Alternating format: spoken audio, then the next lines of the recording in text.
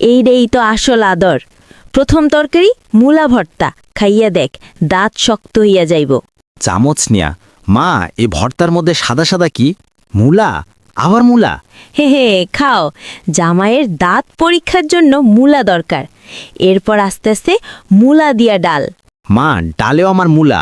ডাল তো ডালই আসিল, এটারে মূলা বানাই নিলেন কেন? ডালেও ফাইবার দরকার। ডাক্তার কইছে সব রোগের ঔষধ মূলা। চুপচাপ খাই। আচ্ছা মা, এই মাছের তরকারি আনছেন, একটু আশা জাগতাছে। এই নে ইলিশ মাছ মূলা দিয়া। চমকায়া, ইলিশেও মূলা? মা, মাছটা কি ভুলে পুকুরে মূলা চাষ করছিলেন?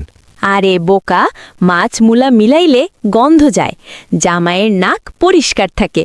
মা, আমার নাক পরিষ্কার হইতাছে ঠিকই, কিন্তু মনটা ভেঙে যাইতাছে।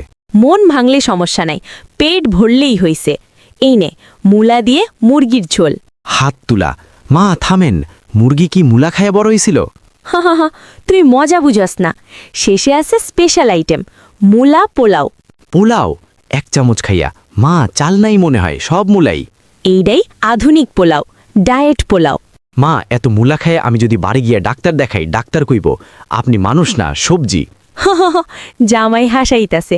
আচ্ছা, শেষ একটা জিনিস, মিষ্টি। খুশি, আলহামদুলিল্লাহ। কি মিষ্টি? মূলা দিয়ে পায়েস।